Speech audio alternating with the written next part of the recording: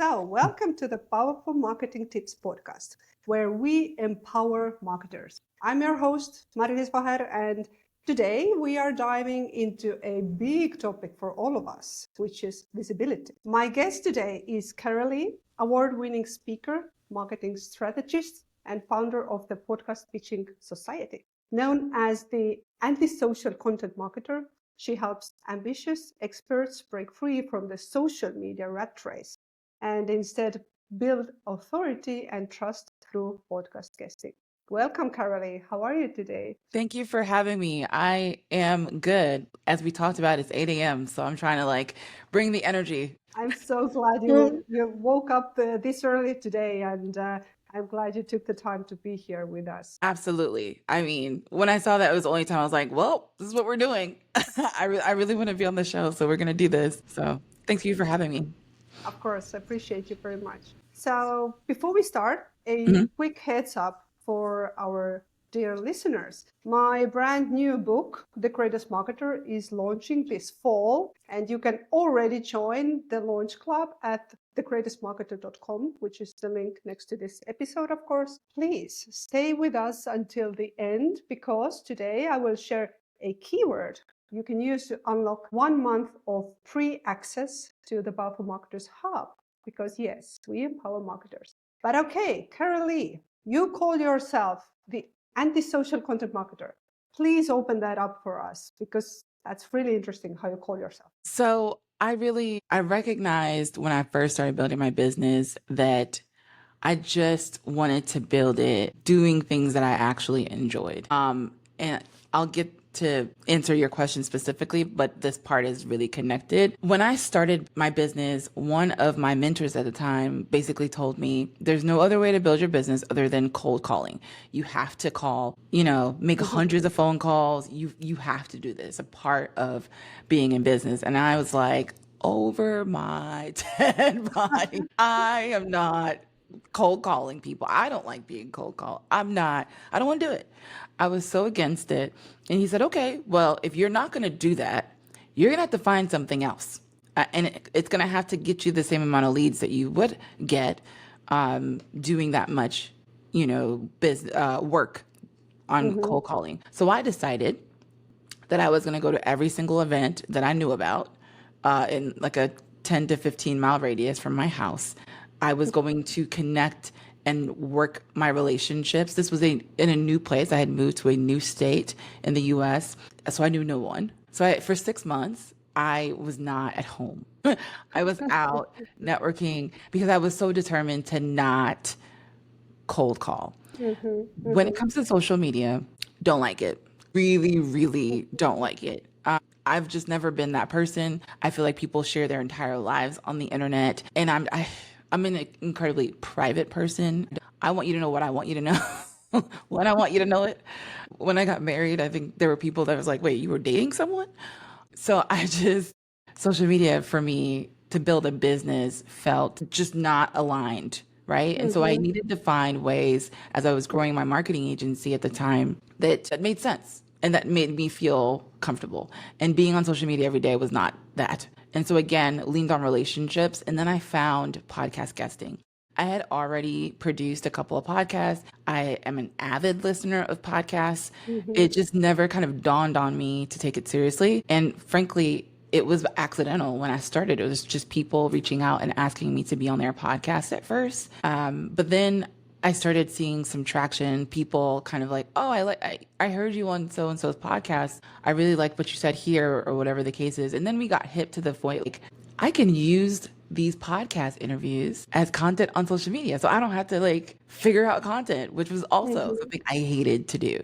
So when I say anti-social doesn't mean I'm not on social media. You will find me on social media. However, it's not our main marketing channel, and I don't find my worth through the number of followers I have and all of that, because I've had someone book a call through a piece of content on social media. He didn't like it. He didn't comment on it. He just booked a call, and then I closed him on the sales call. So social media for me is I don't need it to validate who I am as a business owner, as a person. And so that's what I mean by antisocial, but it's not like, no, I don't use social media at all. I hate it. You should never, like, I'm not telling marketers or other people they shouldn't use social media. I just don't feel like it should be the nucleus, right, to everything in your business. The way that I think a lot of people have set their business up, to be honest. I love your honesty. I really do, because I think not all of us are brave enough to say it out loud that I hate cold calling and I don't like social media, because we feel like we need to do that Yeah.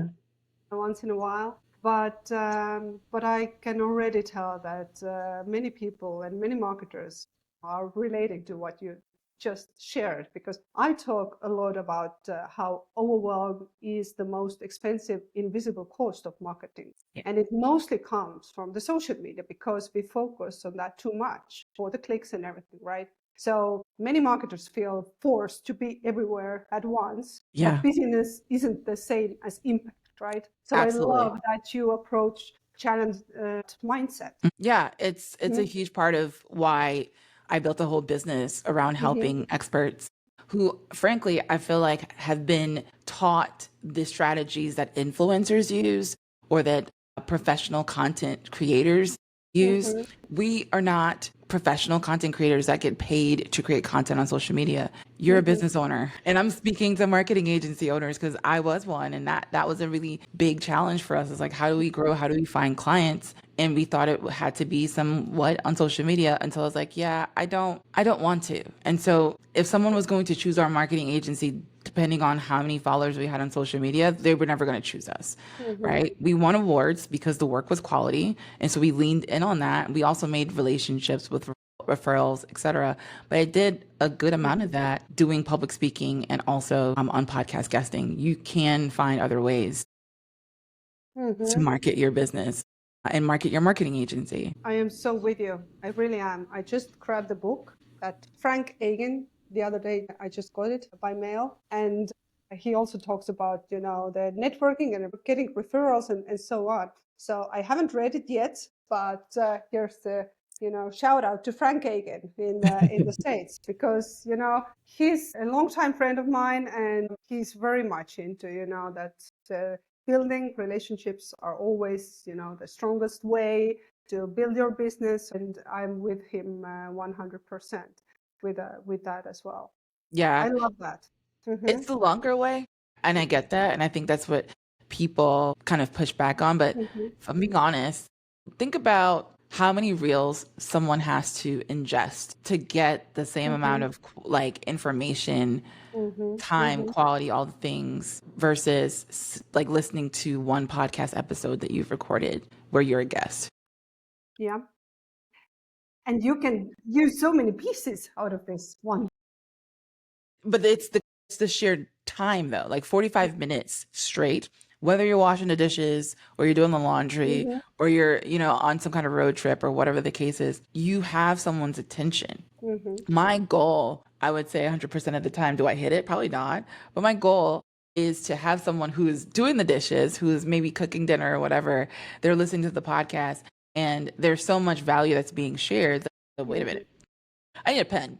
I need to go find something so I can write this down. This is really good, right? It's almost impossible for that to happen with just one reel. Now, if someone's binging your reels, that already means they found you somewhere else that like made them super interested. That's not the typical, because our videos get stuck between, like I always joke, the cat video and someone's angry uncle screaming about politics. You like, how do you cut through that to get to that continuous? No, that's good. Yeah. But let's try to put that in practice. I mean, we all talk about that in marketing, what matters the most is consistency, right? But again, many marketers get it wrong because they think consistency means like posting every day, but consistency is actually about the rhythm and trust. So showing up where it matters, not everywhere. So what are your thoughts about the being visible on a consistent basis, and what is consistency for you? Yeah, so I made a post about this recently where I said you can be consistently going in the wrong direction. You're still going in the wrong direction. That's good. You can consistently do like bad things to build your business and like it's not going to yield magic, whatever. So I think when that advice is given, there's an asterisk that people often don't think about. And so when it comes to visibility, I do think you have to be consistent. Absolutely. However, I also believe in like working smarter and not harder. When we are consistently overwhelmed, we're going to get burned out. And trying to create, exactly, I love it. Trying to create new content, single new pieces of content every single day, even if you're using AI, honey, like that's Mm-hmm. overwhelming. It is. Again, why I love podcast guesting, because if you can figure out a way where one piece of content can live not only in multiple different formats, but in Mm-hmm. for a longer period of time, because if you think about social media content, LinkedIn is probably a little bit better about this, but on Instagram and Facebook, after you've posted that for that day, there's so much content that's being pumped into that engine. Your stuff ain't gonna get seen again. And it already was only seen by what, 0.5, maybe 1% of the people that follow you anyways. Mm-hmm. So I would say it's better to be consistent in multiple different channels than it is to be consistent, period. What do I mean by that? If you are podcast guesting, then you're using those pieces of content not only on the traditional social media channels like TikTok, Instagram, Facebook, etc., but you're also posting on Pinterest. That if you have a podcast yourself, that you're making sure that the clips that you're using to promote is being put on Spotify in their Spotify clips, because that's becoming a new visibility piece as well. And a lot of people aren't using that.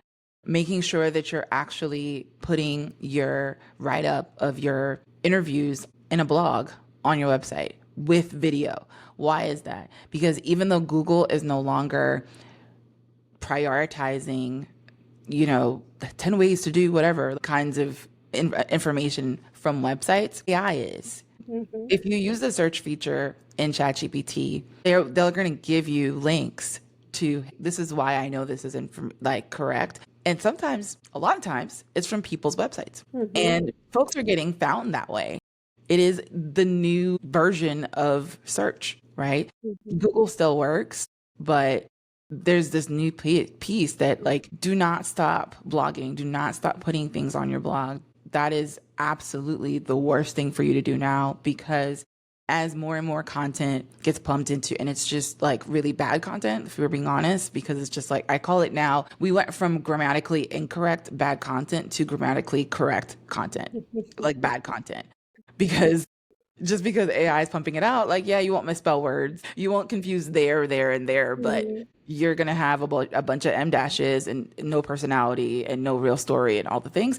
If you can actually pump out quality content and make sure that it's in multiple different places, then you're going to, over time, through consistency, see yourself become more visible. One of the things too, as you go on podcasts that have video elements and they're posting on YouTube and the like, that helps your visibility on YouTube. If you don't have a YouTube channel, I would strongly suggest. That's one of the things that I regret. We didn't start while I had my marketing agency. Starting a YouTube channel, even if you're only getting, 20 views, 10 views, 50 views on your videos, you're a business owner. Like, again, the views don't necessarily mean that's how much money you're going to make. You can have 10 views and one of those 10 people reaches out to you and becomes like a 5-figure contract. Don't focus so much on the views. Focus Mm-hmm. again on just putting yourself in places where people can find you, your people can find you, is most important. So I just dropped a few different ways for you to do that. But I keep going back to podcast guesting because we just found it to be like the easiest way, even especially if you have a podcast, to one, promote your podcast, and also to promote your services that you offer. And you can snip pieces of the interview that, like, oh wow, I sounded really smart right there, or I said something that's like really connected to our company ethos or what makes us different. Those are the things that you can clip and then put in the different places that I talked about. That's very good. So practical and very valuable. Really, thank you. And, I'm with you here 100%. We should optimize all the content in different channels for the AI nowadays, right? Because then AI starts to, It crawled refer to us, right? So that's one thing for sure. And the other thing, I think the podcast casting is also a great opportunity because you will be visible on others like platforms, right? So it means that you can reach audiences that maybe normally doesn't follow you, right? So I think it's a huge benefit when it comes to podcast guesting. 1,000%. The other piece I didn't mention, which I think is important, and we're starting to do a lot more of this. Mm-hmm. I was all organic for a very long time, Mm-hmm. but we are, dipping our little pinky toe in ads and paid advertising. And one of the things that we're looking into, and I've seen done, which is awesome, is using clips from your podcast interviews as an ad. That's very good. So, say for instance, you get on a show that has a decent amount of following, especially with your target audience. Then you want to clip something that has you and the host talking about something really juicy that's related to your topic, because then you're borrowing the trust from what people already know. Okay, yeah, wow, she was on or he was on this really awesome show that I know and I trust. She has to be really good. And then obviously what you're saying like hits home to them, then yes, that's a really effective ad. And so, yeah. That's very good. And while listening to you, you just reminded me that I have seen a similar thing inside Sales Tech as well, where the business owner had they were somewhere on the stage on a conference or something, and I saw a cutout, like, I don't know, 10 seconds only in the Sales Tech. And it's very smooth and very professional, actually. Yeah, it is. I mean, for me too, that's one of the things that I'm going to use for my speaker reel. Mm-hmm. I'll be speaking at a conference in October. I'm bringing a videographer to record that. But in addition to those kind of bits and pieces, I'm also going to include podcast footage, like where I was in person being interviewed by someone. Like there's so much that you can do with it that people are not, they don't know, or they just haven't thought of it. Like, oh yeah, that makes sense. But I haven't thought about it.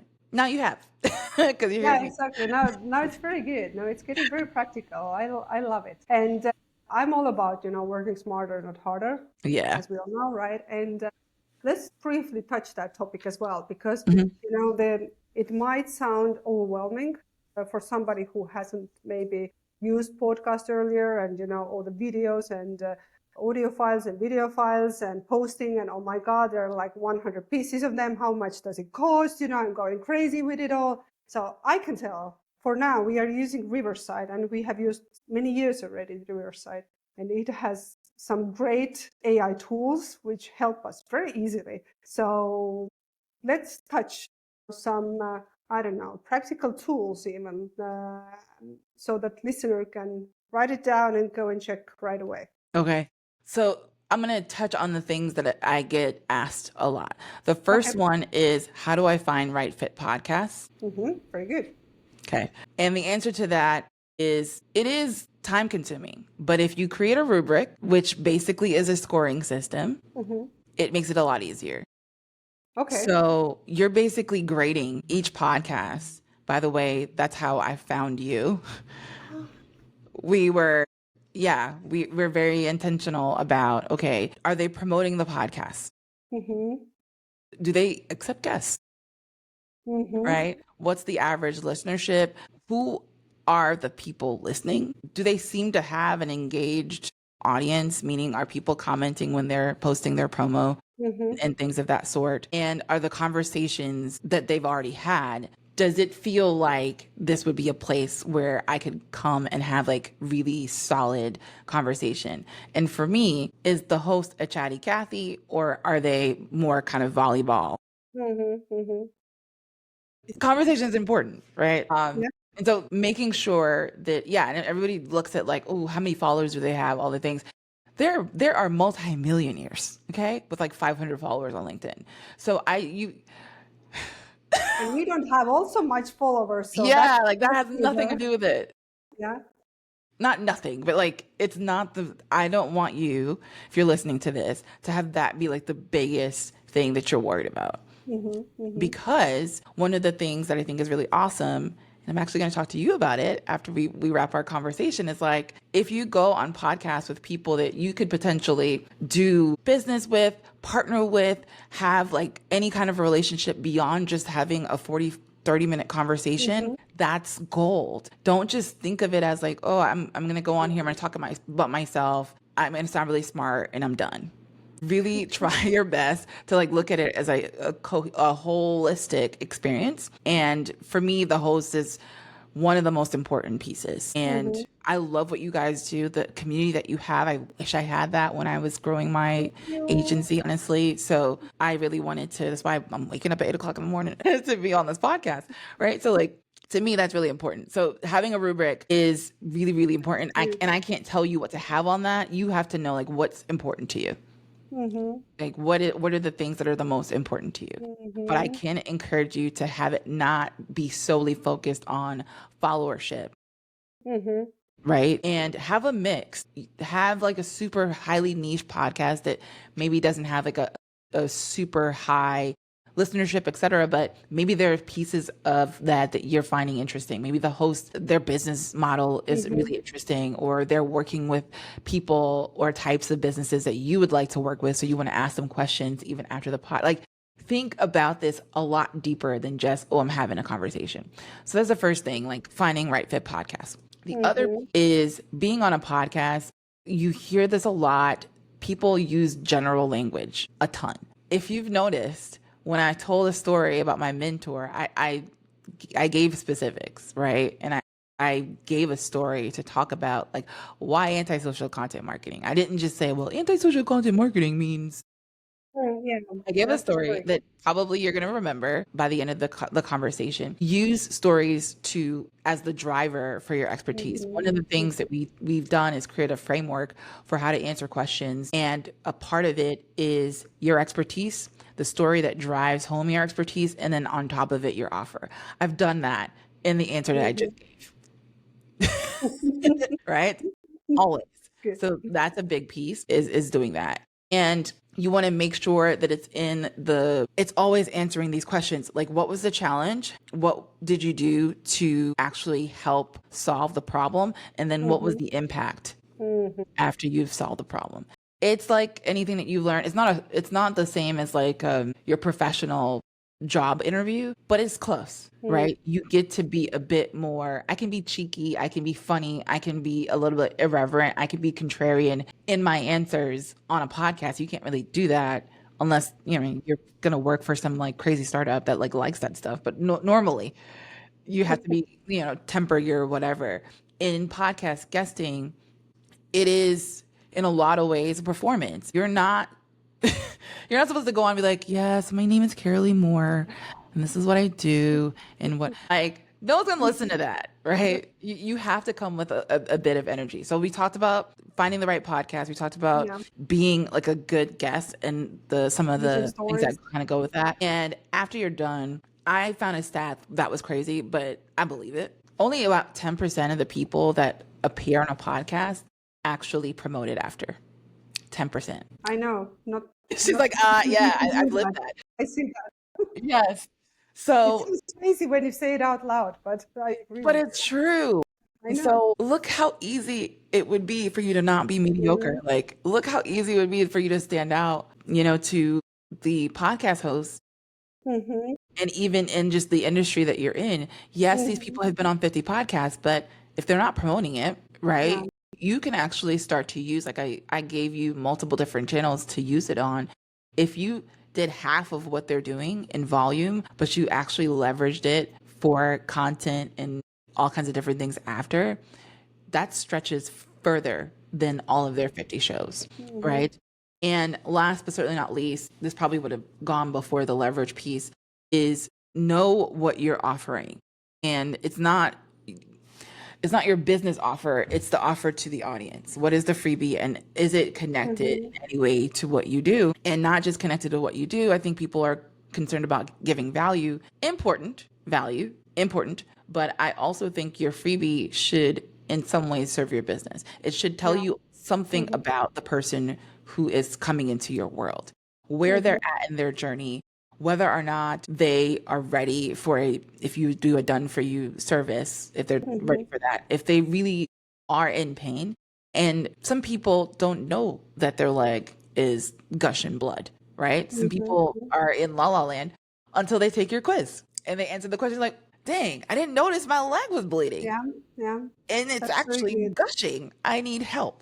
right? If you're able to do that through your freebie, then you're serving them and you're serving your business at the same time. So we want to make sure that it's not just like a cute, nice to have, but it's something that actually moves the needle when it comes to like someone going through your funnel. So that was So a many lot. good things. There's so many good things. I have a lot of notes here. Oh, good. So, because I'm always learning, you know me.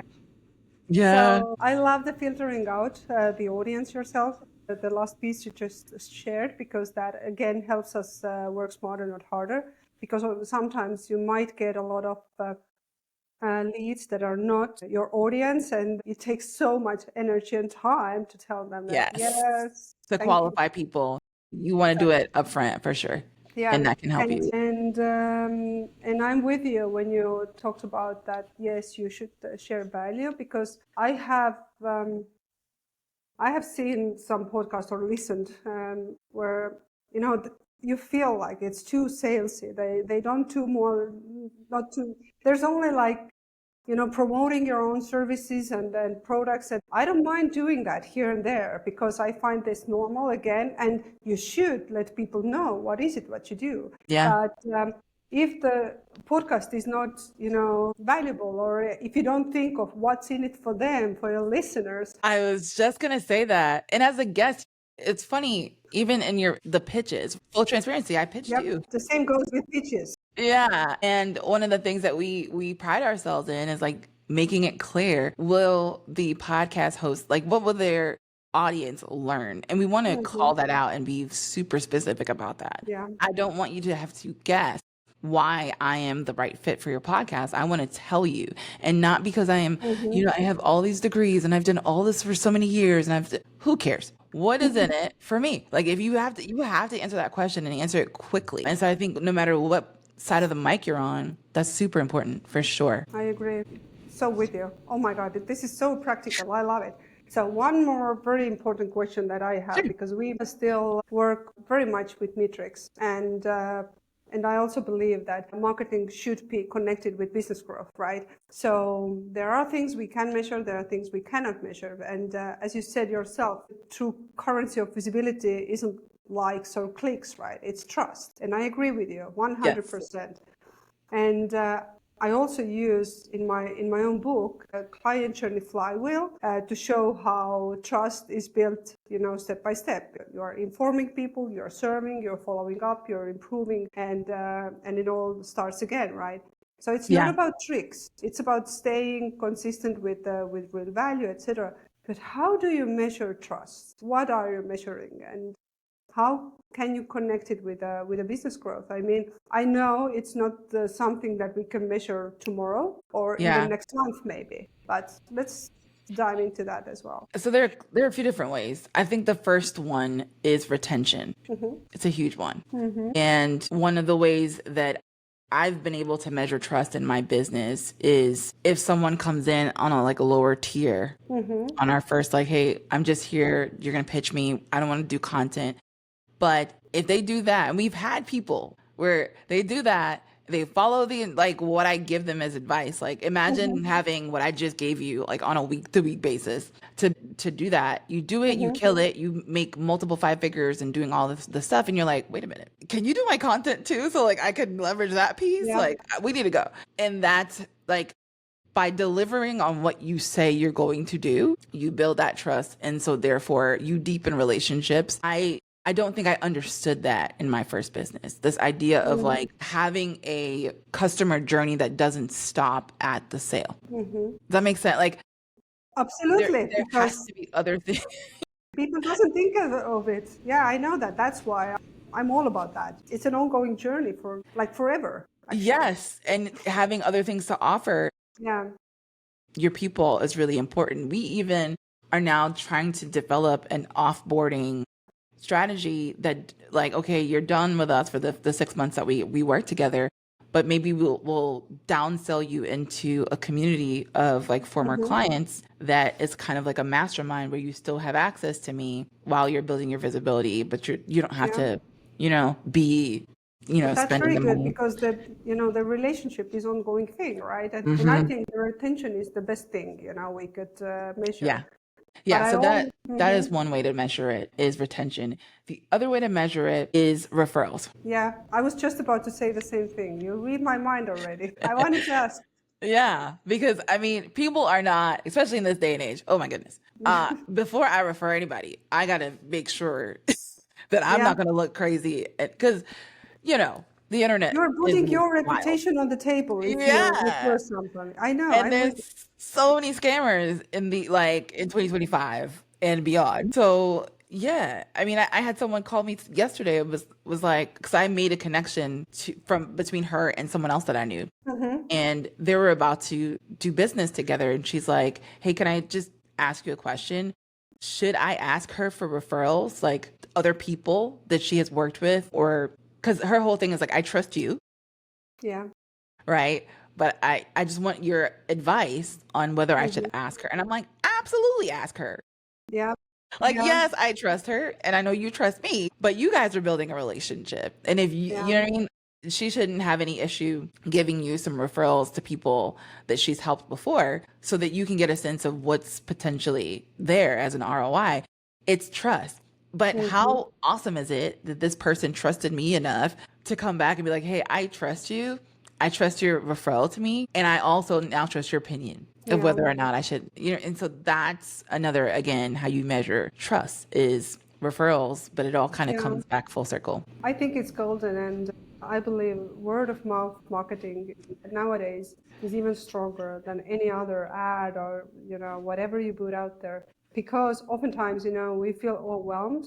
Even if I'm searching, I don't know, whatever service or product, it's easier for me to ask from a friend, what is it that you use for this and that, and who are you partnering with, and because I don't have so much time to Google or chat Yeah. with a chat GPT all day long or whatever, right? I just want to make sure that, okay, I trust you and I trust your opinion. So yeah, but you cannot, and I love that about word of mouth marketing. You cannot trick that, Yeah. you really can't do that, because if I'm giving you a bad referral, you don't ask me any longer, right? So, and I'm always honest. If somebody asks a referral that I don't know about or I haven't worked with him or her, I always say it out very honestly that, yeah, I haven't worked with this company or, but I know them, and it seems like they're trustworthy, but you should, figure that out yourself or something. Exactly right. And I'm always, I think that is the key piece here is branding. Mm-hmm. And when I was in that world, and I still am, I still do coaching for brand messaging because I can't get away from it. I love it. Mm-hmm. But even brand messaging, you're controlling the controllables. The Yeah. uncontrollables is as much as you put out there to try and control what people say or think about your brand, it's their experience. And then from there, to your point, they either tell other people about it, like, oh my God, I found this Mm-hmm. great solution to da da da. You should absolutely try that. Or not. And there's some things that you just cannot control. And so the things that you can, you work your butt off to make sure, like, okay, every client that comes in is a rock star client. We don't treat Mm-hmm. anybody any different. Okay, cool. How do we make sure that that's the case?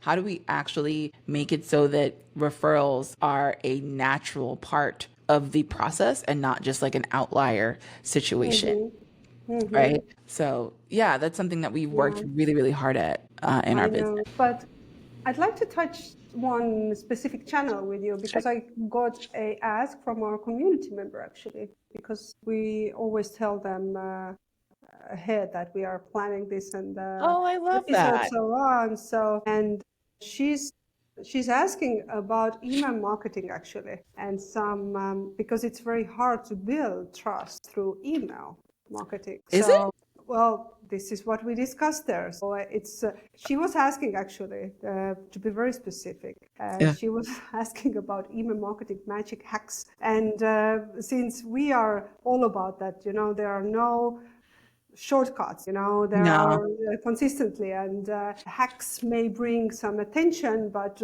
they don't build trust. So let's talk no. about how to build trust within email marketing. Any thoughts, ideas, I'm gonna practical try ideas? my best to not, because I so don't.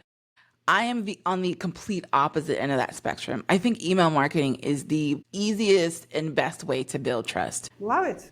Go ahead, teach us, Okay. please. Here's why. And maybe it's because I love writing and it's my favorite way to communicate with people. Even though I've grown to like speaking and it's a thing. Mhm. You can do emails in your pajamas.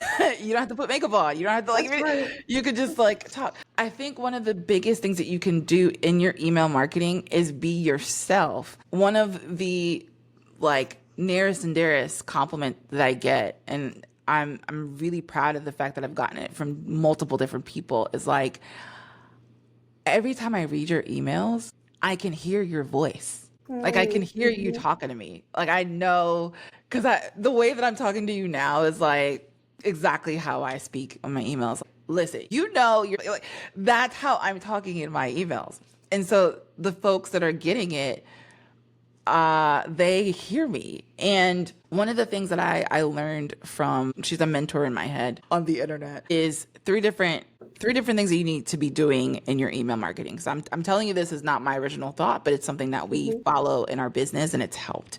Mhm. The first kind is strictly just engagement, meaning Mhm. you don't have any links to buy my book, download this. You're just updating them on life, right? Mhm. And so if it's the first, like now it's the 2nd of September, you can Mhm. send an email saying, okay, guys, we're about to end the quarter. Where are you guys at? What's going on? This is what we have. This is what we're trying to accomplish before the quarter ends. We're super excited about this. Like bringing them into your world just as an update will then one make them aware of what's happening in your business without it feeling salesy, and then two, you're opening a line of engagement so you'll get Mhm. responses back, which that's what it is, and you can communicate with people that way, right? The second one is where I'm sharing information and resources that aren't necessarily just mine. So books that I'm Mhm. currently reading that are shifting my mindset or helping me to grow a business, or I'm learning about a particular thing, whether it's like digital marketing specifically to ads or any of those things, I'm sharing that. News articles that Mhm. are connected to, trends that I'm seeing in podcasting or anything around visibility, engagement on social media, etc.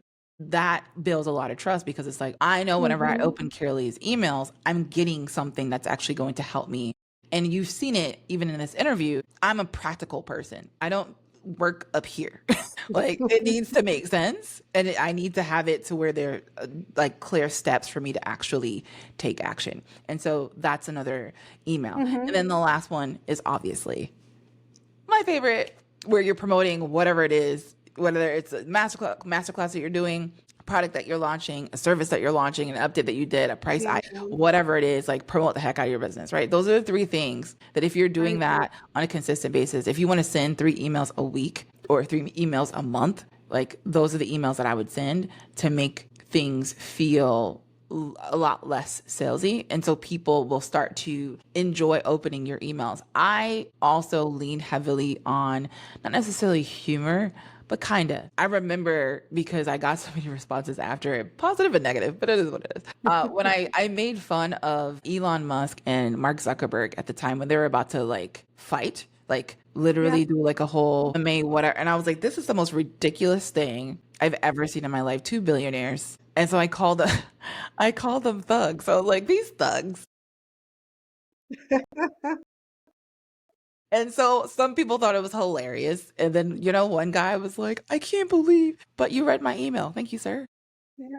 No, You that's very good. Yeah, you can make it just feel like a conversation. I think is the biggest thing. Make sure that you're in it and you're not just leaving it to AI. And I think there's a lot of terrible emails because There folks are is. just kind of leaning in on that. That's golden what you're sharing, especially when it comes to sharing information, because what I see also is that marketers are overwhelmed all the time.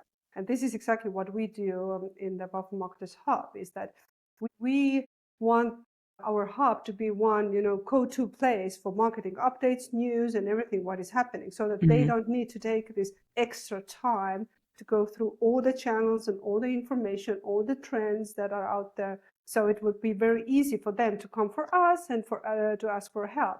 So I find that very, very good advice for everybody who are out there, sending out emails. Don't be afraid of even sharing something maybe from a competitor or, somebody near to your business, because there are like 8 billion people out there, plenty clients to all of us. Just be authentic and share, because then people will immediately trust you, because they see that, okay, you are not afraid of even, recommending somebody from your own industry. Mm-hmm. I think that's true. Very good. It's golden. I love it. And I could chat for an hours here, but I need to wrap it up somehow. So I know that you also brought 3 things to share with our listeners today. 1 inspiring quote that resonates with you, 1 song that inspires you, and this will go to our Spotify list, of course, and 1 clear call to action that people can take and start using right now. Awesome. So please share with us. Okay, so this song, as soon as you talked to me about it, popped into my head because of where I feel like the world is right now. And the singer, to me, is he's internationally known, and he's also close and near dear to me because I'm Jamaican. So the song is called Emancipation Song by Bob Marley. Bob Marley, say again, please, the song name? Emancipation Song. I know Bob Marley. I'm not sure I know that song. Very good. So yeah, Bob Marley goes to our list. Thank you. Yeah, I think it's only right. I was gonna also mention like a Stevie Wonder song, but I think that a Redemption Song. Sorry, that's not Emancipation. No, I think Bob Marley is very good. Yeah, same. A Redemption Song, and then my quote is gonna be a little rough around the edges because if you say you can or you say you can't, you're right. That is so deep. I have heard that once. Yes. Forgotten about it. It's a good one. It's very good. And so it's a reminder for me all the time. And then my freebie is actually a 4-week mini email course combining a lot of the things that I love. We just talked about email. So you'll have me very good. I was just about to say, you nailed it right now. You knew that I'm coming with this question or what? I mean, it was definitely a great tee up. Thank you for that. I don't think you knew, but I was like, thank y'all. So yeah, that freebie, it's going to walk you through kind of most of the things that we talked about as it relates to podcast guesting and how to develop that entire part of like your marketing strategy through podcast guesting. So I'm also going to be connected to that. And literally, it will say that in the email, but people don't believe me. You can respond to the email and it will go to my inbox and I will respond to you. Like if you have questions at all throughout the entire course, I will respond to you. So do not be afraid to like ask questions. We'll get there. And the kind of 1B of it all is I've created a school community that is tied to this to make sure that, again, if you have any questions about visibility and wanting to understand it deeper or better or get, like I said, antisocial tips, I always share that as well. But for sure, that email course is a great place to start. I love that. So much golden content that we are getting today. And now the freebie link will be added next to this episode. Yeah, we will do that. And thank you so much for sharing your wisdom and trust and your thoughts around visibility, because I really feel we gained a lot of valuable insights from here. So before we wrap up, I would love for you to leave our listeners with your own words of encouragement or your own wrap up, maybe. Sure. So, and maybe if they want to reach out directly to you, what's the best channel? Best channel is LinkedIn. That's my most active place and the place where I feel the safest on social media, to be honest, because I don't have to share anything personal. I'm still there. So I always go back to when I'm asked this question, to the power of the voice. And when we talk about visibility, we often jump straight into the mechanics of it. But a lot of people are actually stuck in the mind before you get to visibility, before you even get to more people seeing you and whatever. A lot of people are stuck in the place of like, holy, I don't really want a whole bunch of people to see me. I don't really know who I am. I haven't figured out what makes me special or why I would deserve all that attention or that business. What would I do if tomorrow all of the things that I say that I want actually came to fruition? Like that's the stuff that we don't talk a lot about. And I think it's super important that as you're going on your visibility journey, that you start inward first, that you get clear on who you are, what your why is for real, not the external things, but like what's the thing that's really driving you and what is the impact you're wanting to make on the world. Because when you start to realize that it's really not about you, when you get so tapped into whatever your mission is that is beyond your own self limitations or fears, then visibility becomes less about being liked and being accepted and more missional, right? It becomes more about what is it that I can actually do? And we talked about service a lot in this interview. Like that is the goal. That is both the GOAL and GOLD, right? It is the goal and the gold. And for whatever reason, I don't hear a lot of people talking about that piece first. And so as much as this is the ending, I would like to leave that as like, hey, start here. Because it's really important. I love it. I love what you just said, and I truly enjoyed the whole conversation here today because it really connects, with what we teach inside Powerful Marketers and what we believe in and what we preach. That marketing is not just about action; it's about trust, right? And I can already feel how you're encouraged and served our listeners so well today. I really appreciate you. Thank you so much for having me. This was a fantastic conversation. Thank you. And for everyone listening, we will add all the links we mentioned today next to this episode, of course.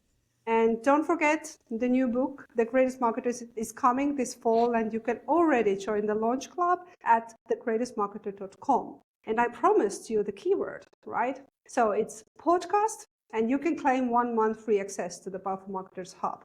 Also, link is next to this episode. So thank you for tuning in today. May you grow into the greatest marketer you can be empowered, stay aligned, and keep marketing smarter.